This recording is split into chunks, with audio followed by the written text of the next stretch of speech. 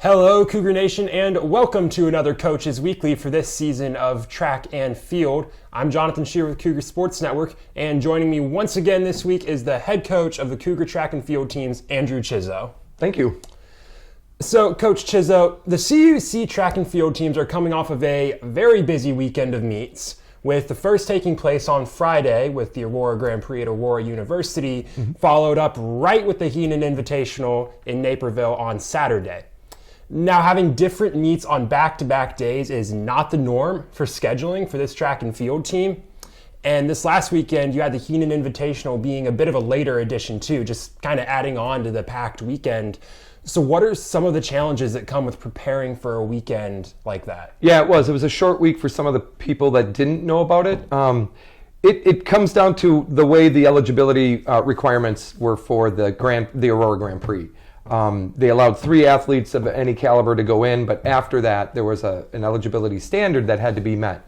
So some of our younger athletes that didn't meet that caliber, we just wanted to still get them in competition mode and working out. So we had them go on a Saturday meet. So it all worked out. It was good. Absolutely makes sense.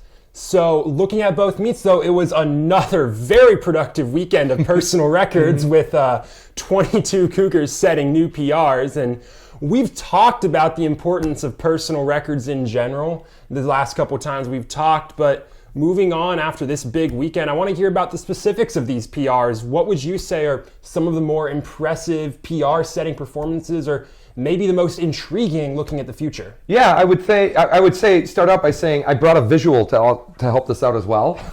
Let me grab it right here. Excuse me. So after our first meet, we had about 6 individuals on the top here that had PRs, and it should be noted that 4 out of those 6 also PR'd again. So they are included in the bottom here. And this isn't even finished. There's more guys from this last meet as well that will be added. But as you can see, a lot of our younger individuals are PRing pretty well. And I would say probably some of the biggest stuff was Liz Klaus, our weight thrower, is starting to make some noise in her event.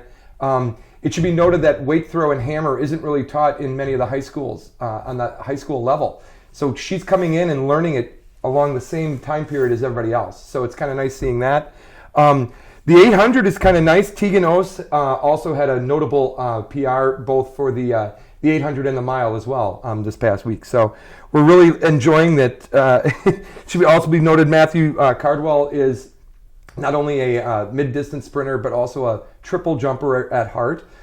His first foray into the triple jump, he PR'd, but also did really well. He's probably, I believe he's top 4 in our conference right now in the triple jump. So hopefully that continues to do well. Other notables would have been Jersey Allen in the short sprints, Eve in the short sprints as well. And so as these younger individuals keep competing and doing well, and obviously it's showing that the progress is there. So we just hope to keep improving as much as we can. It just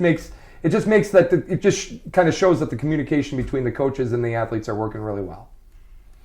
So you mentioned that communication right there. Mm-hmm. You mentioned that progress. Mm-hmm. Looking at the season as a whole, we're now at the halfway mark, heading towards the NAC Indoor Championships. 4 meets to go. So with 4 weeks to go, what kinds of things are you doing on a week-to-week basis to sort of help prepare all of these athletes here mentally and physically for those meets? Yeah, so what is kind of interesting to note is if you're a veteran at this point, right, you kind of know that you just want to be more consistent. With that consistency is going to come progress. With our younger athletes, they're very inconsistent. So we just want to make sure that as we're progressing and obviously getting these PRs is a good sign, we just want to make sure that they're getting consistency through the training and everything else as we continue on. Because competition, as we know, can always be like good, bad, and all that kind of things, not to mention the stress involved and stuff like that. We just want them to be sure that they come in, they're confident, and they stay aggressive. So, absolutely. Now, looking ahead to next week specifically, the Cougars head to Olivet Nazarene University for the second time this season on Friday for the ONU invite.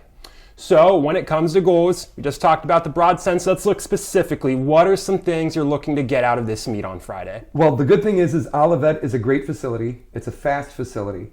So again, we would like to see some good PRs getting knocked on, again as well. But I will say that some of our veterans, we're probably going to give them a lighter load this week in preparing for, not only the conference championship, but also some of the next few meets that are coming up as well. So as we look forward, we're probably going to keep our young people hungry and keep them going and trying to keep them competition aggressive. But just noting that some of the veterans, we're probably going to, give them a little bit more of a relaxed schedule this week. Alrighty then.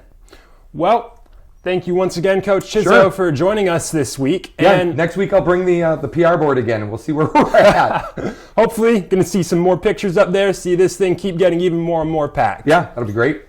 But like we mentioned, the Cougars head to Olivet Nazarene University this Friday for the ONU invite. You'll be able to follow all the updates for Cougar Track and Field at cucougars.com. Once again, I'm Jonathan Shear, and thank you for joining us this week. Join us next week for another Track and Field Coaches Weekly.